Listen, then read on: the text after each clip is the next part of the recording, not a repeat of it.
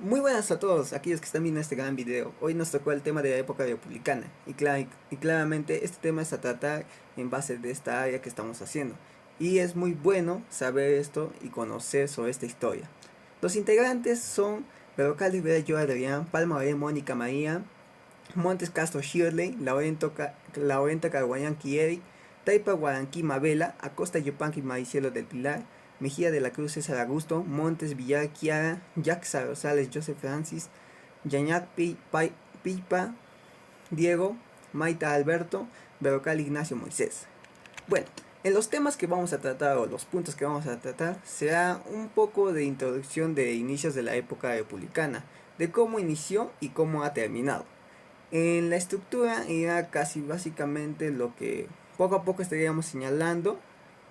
Otro sería el Senado, las asambleas, los magistrados o tareas de administrativas, la lucha por la igualdad de derechos de plebeyos y de patricio, que también ahí entra todo esto sobre la ley de las 12 tablas, que poco a poco lo voy a mencionar. La época republicana, la expansión romana, es algo muy hermoso, la verdad, porque esto sobre el tema de la expansión tomó varios años, pero fue un gran territorio.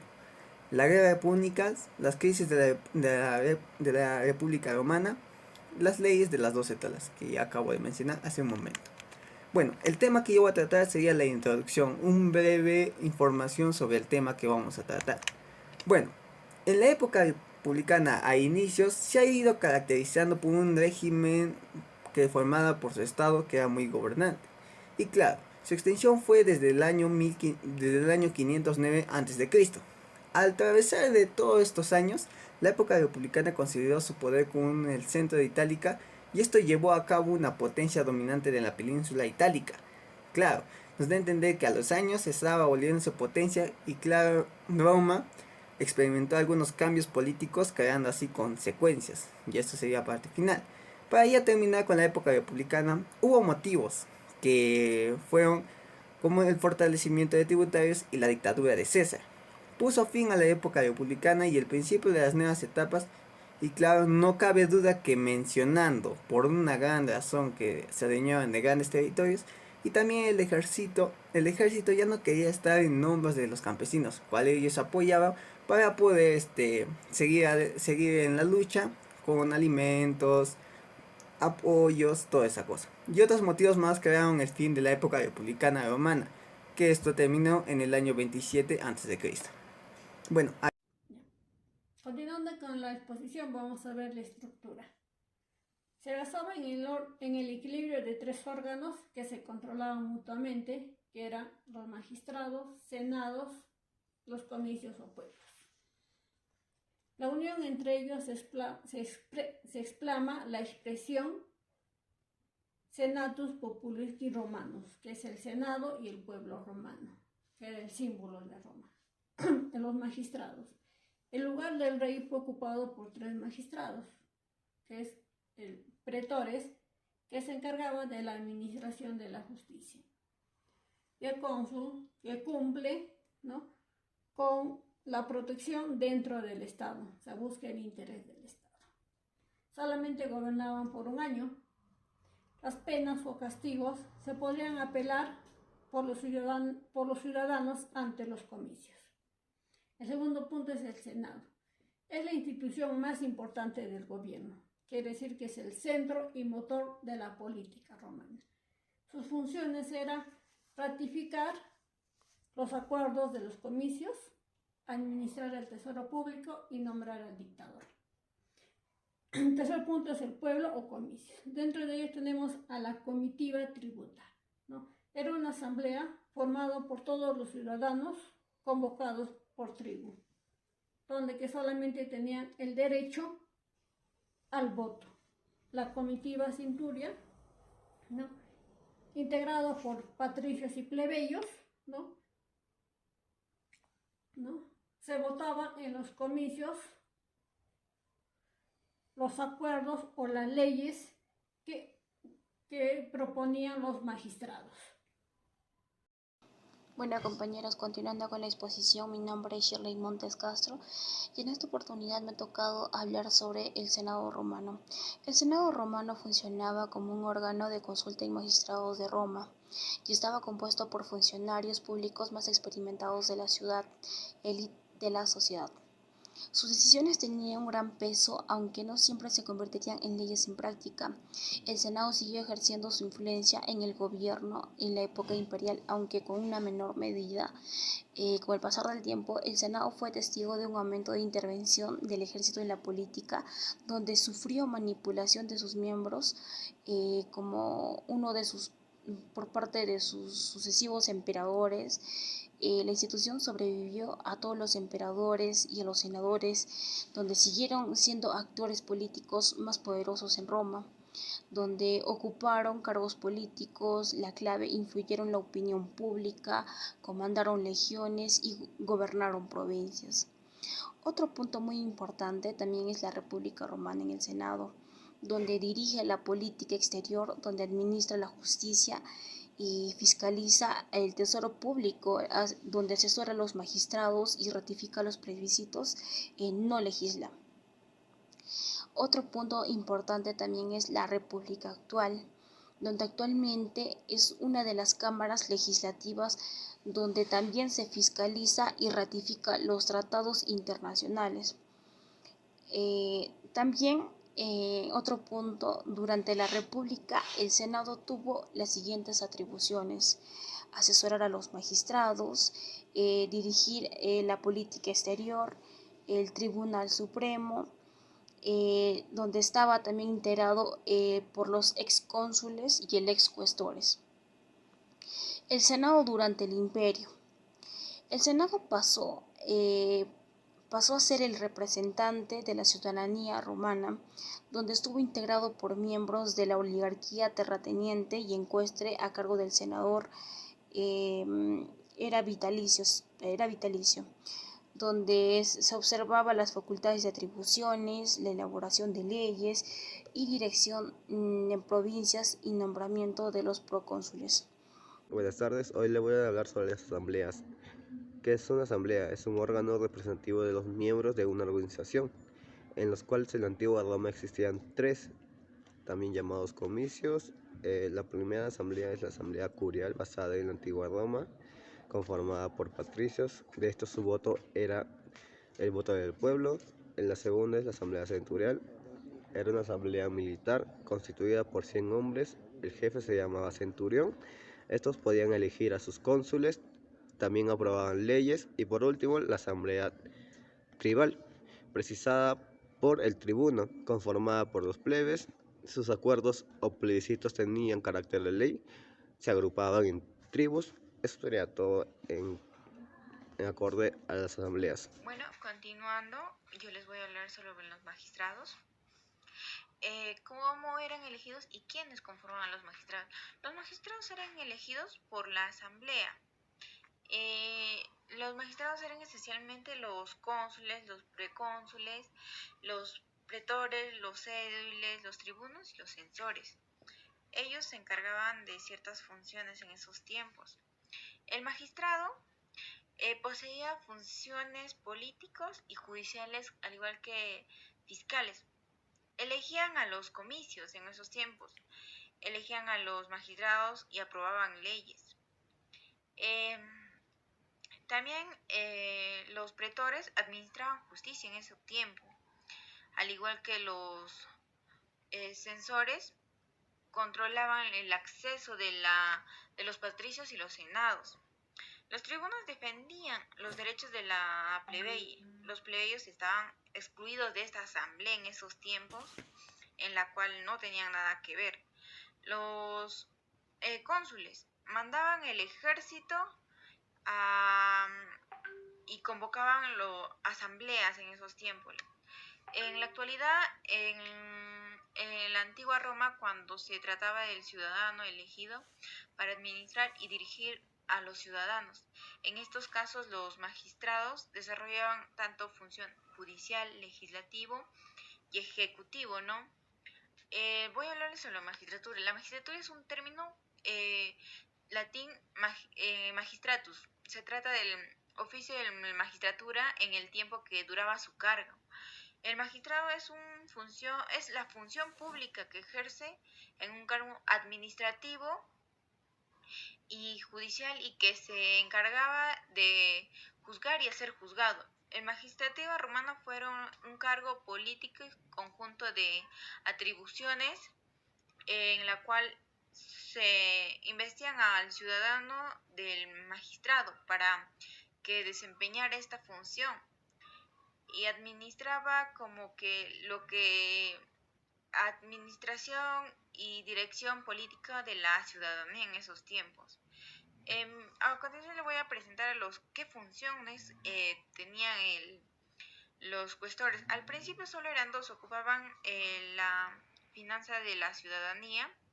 Los édiles eran 4 y se encargaban de administrar la ciudadanía romana. Los censores eran 2 y se encargaban de elaboraban un censo de la población al igual que de impuestos. Los pretores administraban justicia y también podían gobernar las provincias que tenía Roma en esos tiempos. Los cónsules eran los primeros magistratus de la república en la cual ejercían y convocaban las asambleas populares en esos tiempos. La lucha por la igualdad entre patricios y plebeyos. En la República Romana, el grupo social que dominaba la vida en Roma era la de los patricios. ¿Y quiénes eran los patricios? Pues estos eran la clase noble de Roma. Y estos eran supuestamente descendientes de los primeros habitantes que acompañaron a Rómulo en la construcción de Roma. Por lo tanto, las familias patricias se agrupaban en función a quién era su ancestro. Y a este se le llamaba pater, que quería decir padre. Y cuando venían de un mismo pater o formaban parte de una gens, compartían un elemento común en su nombre, que llegaría a ser una especie de apellido. Al pertenecer a un patriciado, estas personas tenían ciertos privilegios, como poseer tierras y ganados, y debemos entender que la economía romana estaba basada primordialmente en la agricultura. Por lo tanto, las personas que tuvieran grandes extensiones y producciones agrarias eran parte del escalafón más alto y también podían acceder a magistraturas y servir en la religión. Por otra parte, los plebeyos se dedicaban a la ganadería y a la agricultura. También habían artesanos y pequeños comerciantes, y a pesar de que eran el grupo mayoritario de la sociedad romana, tenían menos derechos que los patricios, y esto demostraba una gran desigualdad que existía entre ambas clases. De hecho, hasta el 494 a.C., los plebeyos no podían participar en cargos públicos, pero después de la subida al Aventino se les concedió algunos derechos. La subida al Aventino fue cuando los plebeyos subieron a una de las colinas de Roma, el Aventino, y amenazaron con irse si los patricios no les concedían ciertos derechos. De esta manera, consiguieron algunos derechos como la capacidad de elegir a las personas que ocuparían cargos públicos, que los pudieran representar o defendieran. La lucha entre estas dos clases terminó con la obtención de la igualdad política para los plebeyos a través de la redacción de las 12 tablas y el establecimiento de una nueva democracia, formada por dirigentes de ambas clases.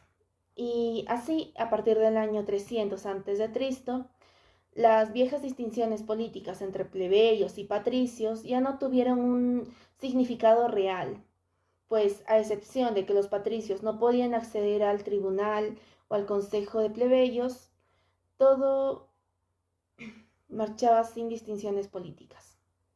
Gracias. El tema que voy a explicarles es acerca de la época republicana. Muy bien, esto inicia en 509 a.C. y culmina el 27 a.C. El problema aquí surge justamente por la desigualdad de derechos que tenían entre plebeyos y patricios. Lo que ambos buscaban justamente era igualdad. Bueno, no ambos, sino de parte de los plebeyos, ya que no contaban con los mismos derechos, mientras que los patricios, por otra parte, contaban con muchos derechos y a la vez podían ser elegidos en cargos públicos y políticos. Los plebeyos no podían hacerlo. Entonces es por eso que los plebeyos empezaron a retirarse de Roma y técnicamente Roma suplicó para que vuelvan y retornen con la promesa de que se les iba a aumentar más derechos o iban a tener equidad en derechos. Ahí es donde se crea la ley de las 12 tablas, justamente con la intención de equidad y justicia entre ambos. Porque Roma en sí solo hacía eso para tener más soldados, ya que ellos solo se enfocaban en las guerras y en las conquistas y intentar crecer más su ubicación y su imperio, podría decirse así. Ellos buscaban más territorios, mientras que sus pobladores buscaban equidad entre ellos. Ah, Roma no se enfocó tanto en eso porque cada vez los ricos se hacían más ricos y los pobres más pobres. Los patricios tenían muchas extensiones de tierra y tenían gente trabajando en ellas, mientras que los soldados, después de retirar o volver de la guerra, retornar a su ciudad, pues simplemente recibían aplausos y ya, nada más. Y justamente es por eso de que ellos quebraban y tenían que vender sus servicios hacia los patricios, ya que para trabajar como granjeros ante ellos. Mientras que Roma justo estaba entrando ya las guerras púnicas que entró. Muy buenas tardes, días, noches, donde se encuentre. Yo voy a hablar sobre la expansión romana en Italia, que fue la parte que me asignó mi grupo para exponer.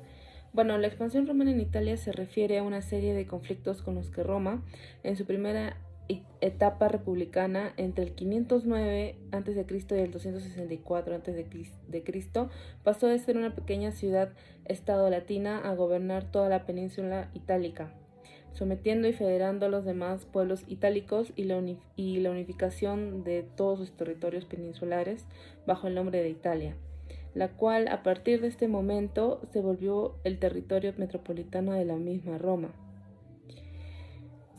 También tenemos las fuentes que se asemejan más a la historia temprana de Roma. Primero fue el historiador Tito Livio, quien escribió una historia llamada Ab Urbe Cordita, que trata de la historia de Roma en 142 libros. Solo los libros del 1 al 10 y 21 al 45 han sobrevivido, tratando los años desde la fundación hasta el 293 y 220 hasta el 167 a.C. Sin embargo, se han preservado resúmenes de los libros perdidos e historiadores posteriores, como Floro, Eufropio y Orocio. También usaron a Tito Livio como fuente, por eso hay algún conocimiento de los contenidos de los libros perdidos y de todo lo que recapacita sobre la historia de Roma.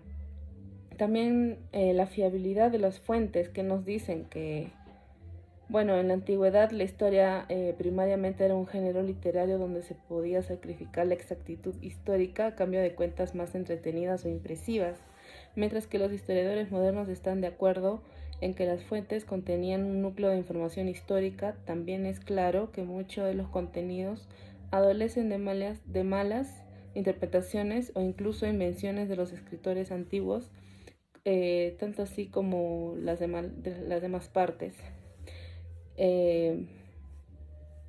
Bueno, ahora pasamos a las guerras samnitas, que fueron sucesos entre los años de 343 y 290 a.C., que nos dice que Roma luchó una serie de conflictos entre los romanos y los samnitas, una coalición poderosa del pueblo oscohablante. Roma y los samnitas habían logrado una tregua de alianza en el 354 a.C., pero esferas de influencia incompatibles lo instaron a la guerra. Y el resultado principal de la primera guerra samnita fue la expansión de influencia romana en Campania y una alianza con la ciudad-estado de Capua. Ahora, después de esta guerra vino la guerra latina del 340 hasta el 338 a.C., en la que los latinos y los polacos intentaron liberarse del dominio romano. Roma obtuvo la victoria, hubo una tregua y Roma anexó algunos estados y otros permanecieron autónomos para la Liga Latina, que fue disuelta. En su lugar, y los estados latinos sobrevivientes se aliaron con Roma mediante treguas bilaterales separadas. Bueno, terminando hacia el fin de la Segunda Guerra Samnita, la superioridad militar romana era bastante grande que Roma podía iniciar campañas en Etruria y Umbría a la vez en el 311 y 309 a.C. En 304 a.C. Roma también logró victorias decisivas contra los hérnicos y ecuos, y en los años siguientes se firmaron treguas con las tribus de los pelignos, marrucinos, frentanos y vestinos, extendiendo el alcance romano al mar Adriático. Bueno, ya finalmente, tras sufrir una serie de derrotas e invasiones, los samnitas fueron obligados a aceptar una alianza en los términos de los romanos en el 290 a.C. Bueno, eso sería todo de mi parte. Gracias. Hola, hoy les voy a hablar sobre las guerras púnicas.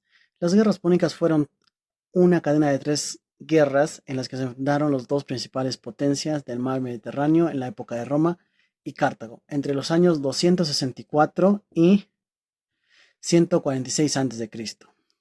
La primera guerra púnica tuvo lugar entre el año 264 años antes de Cristo y el año 241 antes de Cristo. La mayoría de batallas que se vivieron durante esta época fueron ganadas por los romanos, salvo en contadas ocasiones. Esta situación se solventó con un tratado de paz en que Cartago cedía el control de Cilicia a los romanos.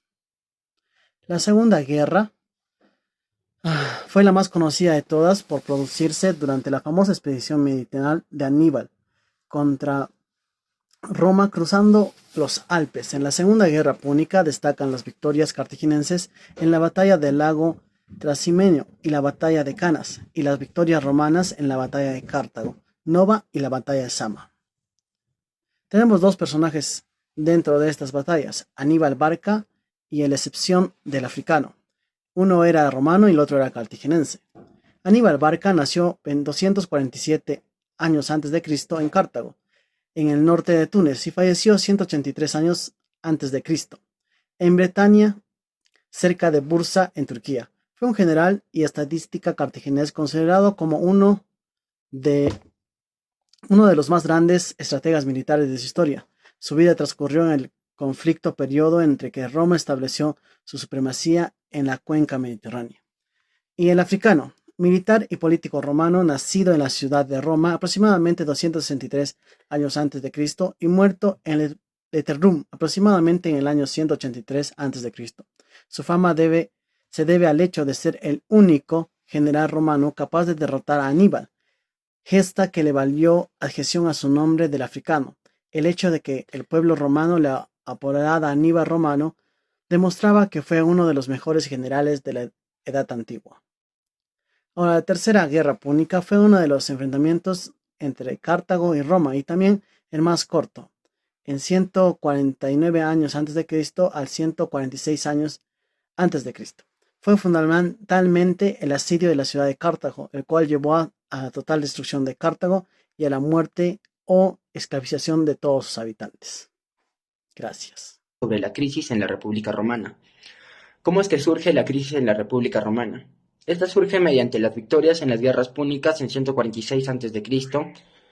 Y bueno, esto hizo que Roma se convirtiera en la principal potencia mundial, controlando el Mediterráneo, y había conquistado la mayor parte de las zonas costeras, como es Siria, Grecia, Asia Menor, Judea, y España y Asgalia.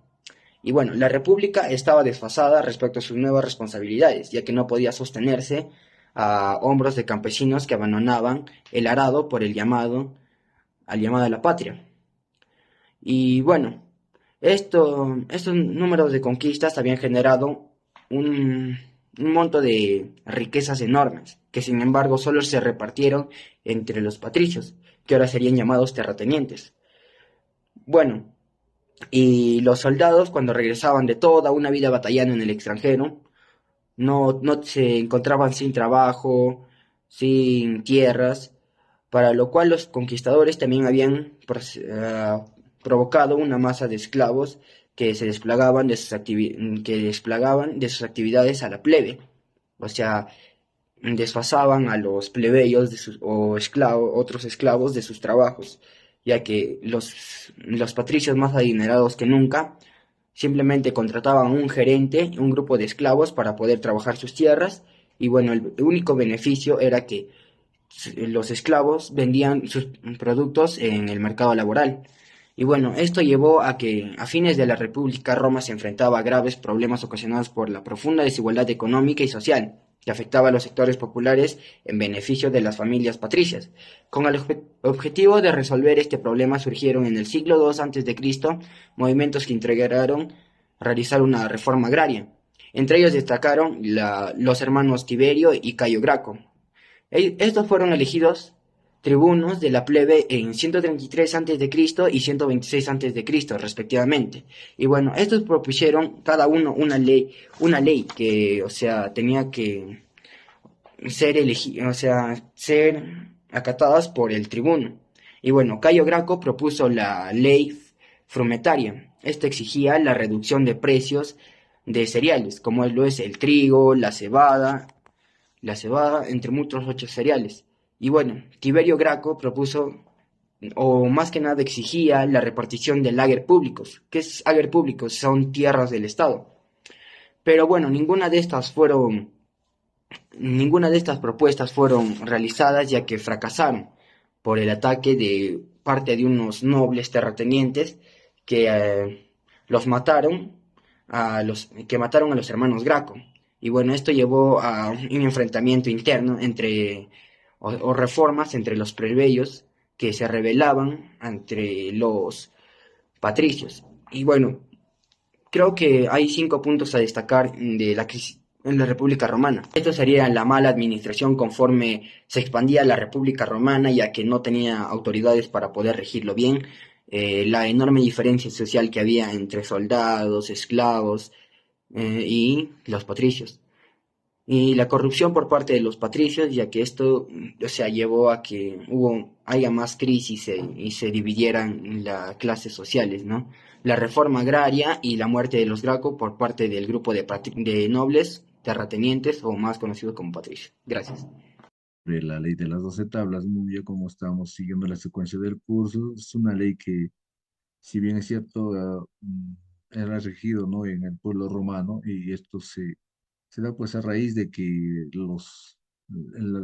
la plebe, a tanta insistencia con los tribunos que lo representaban, pues decidieron, ¿no?, hacer presión para que de una u otra manera el Senado republicano no tomara la decisión de enviar una comisión de 3 romanos hacia Grecia, Atenas, y sacar pues nuevas experiencias, ¿no?, de lo que ahí estaba poniendo en práctica uno de sus gobernantes, el gran Solón, ¿no?, inspirada en la ley de igualdad ante la ley. Y a partir de eso, pues a 3 años de su retorno de los enviados de la comisión, el Senado, ¿no?, decidió suspender, ¿no?, las magistraturas y todo para poner, ¿no?, o sea, en práctica y nombrar una comisión de 10 patricios quienes pues iban a estar a cargo, ¿no?, diríamos, de ordenar todas estas experiencias y generar pues una ley, ¿no?, para Roma. Es así que va a pasar un año y lo cual ellos redactaron, ¿no?, con 10 leyes, pero no lo terminaron, ¿no?, nombrándose otra comisión para que ellos lo llevaran a cabo, los cuales pues esta comisión de estos decemviratos recayó en la tiranía, en el abuso, por lo que de todas maneras se manifestó el pueblo. Entonces solo se llegó a hacer las 12 tablas, de lo cual incluso se dice que no hay pruebas de su existencia, ¿no? Obviamente se hizo en tabla, en madera, posteriormente recién de bronce, pero algunos escritores dicen que no, a raíz del saqueo que sufrió Roma, se perdieron, ¿no?, esas evidencias, pero de todas maneras, o sea, eso se hacía regido en Roma. Ya. Y asimismo, cuando se expuso en un foro, fue la decisión que se expusiera para que todos tuvieran conocimiento. Las personas lo interpretaban pues a sus intereses personales, aprovechando de repente, ¿no?, de las personas que desconocían eso.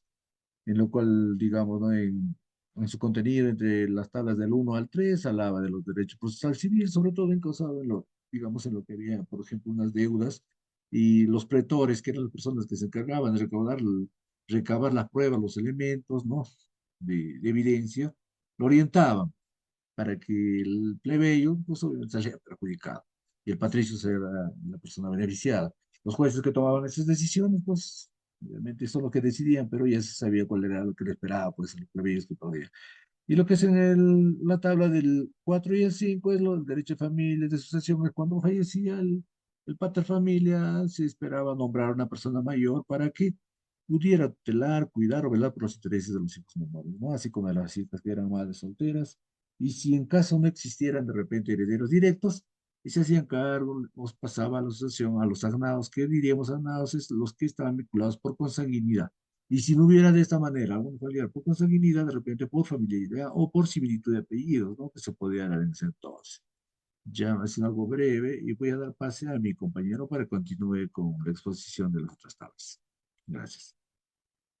Continuando con la exposición de la tabla 7, de las 12 tablas de Roma, la tabla 7, 8 y 9. Bueno, pues nos dice que la tabla 7, conocida como de delictis, sobre los delitos, trata principalmente del derecho penal y las sanciones por diferentes tipos de delitos.